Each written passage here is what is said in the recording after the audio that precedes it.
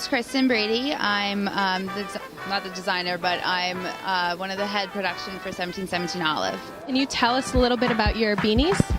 Our line has been around for about 4 years now. This is our 4th season, and basically it's all a mixture of hand knits with a little bit of feminine touch to them, and then playing around with some crazy prints and just like some pop colors.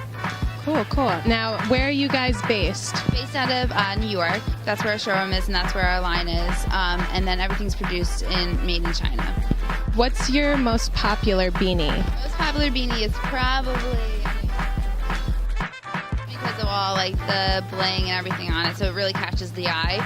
We also plaids are really big for us this year, and these have been getting a lot of attention.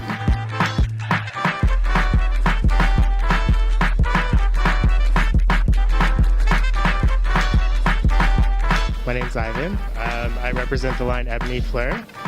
The line is an Australian-based line, Australian designer that's based in New York, and she creates these 3D printed items that are really awesome and super lightweight also. I'm part of the showroom that represents her, and we're based in New York. How long have you guys been around for? Her collection has been around for, I believe, 3 years. I know that she started with a partner in Australia, and then she moved to New York, and then just brought her line here. And she collaborated with Antipodium 3 seasons ago and Tome 2 seasons ago. So do you know what the inspiration behind this at all is? Yeah, so the designer Ebony, she's really interested in the boundaries of technology, and she also just likes beauty of what technology can create. So she's been experimenting with 3D printing to see the different forms that she can create, and she's really into the process of the printing, so that's sort of her inspiration, and she takes her cues from that. Obviously there's sort of these geometric forms, and then she also has been doing well with the roses, which is what she's pushed. So there's collections of 3 roses or a lot of roses strung together. Cool. Well, thanks so much. We love your stuff.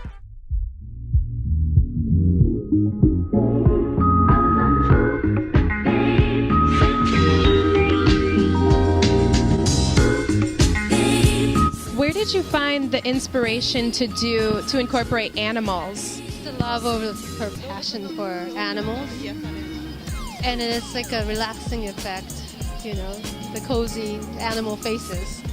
Yeah, I love it. And these cushiony dresses, They wanted to make something original that they would want to wear for this kind of shows, to show the originality to the people. They actually have been collaborating. They have some of their stuff is featured at the MoMA store currently. oh wow. They don't have a retail store in New York yet.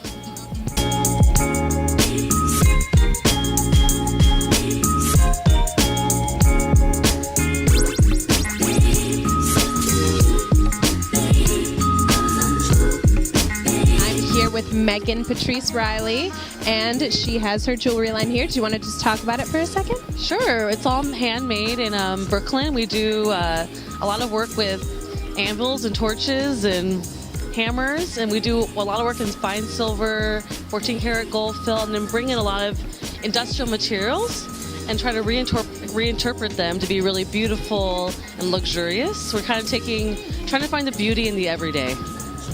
That's good stuff. So you're using recycled metals? We're actually sourcing a lot. Instead of recycling it, because I'm so particular about the finishes, I'm finding manufacturers that are using industrial materials and working with them to develop patinas and colors. So we have it's very designed, but it's all manufactured locally. Like the materials, like the steel ball chain and the steel bridge cable are actually manufactured. One's in Connecticut, one's in New York, like stuff in Rhode Island. It's actually all made in America as well, the supplies as well. Okay, so everything is made in America, but you are based in Brooklyn. Yeah. Where in Brooklyn? We're based in Greenpoint, and we have a full studio there, a full operating atelier with workbenches and fire, and we're trained metalsmiths. So we're soldering ear wires, soldering fixtures, completely manufacturing things from raw materials and designing and fabricating. Wow. So what's the inspiration behind your jewelry? It kind of changes from season to season, but a lot of it again is just taking everyday things like the quotidian and then reinterpreting it. So making it not everyday, making something beautiful and luxurious with something that's really identifiable as like a toilet pull chain or bridge cabling. And then when people look at it, like, they really like the design. Then when they look at it closer, like, oh, this is actually this, that, and the other.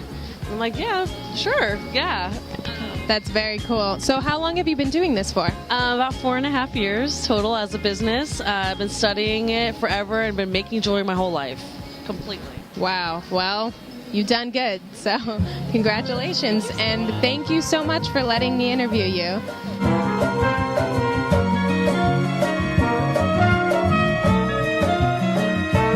It's 'cause we're flying, flying, flying, flying, flying, flying.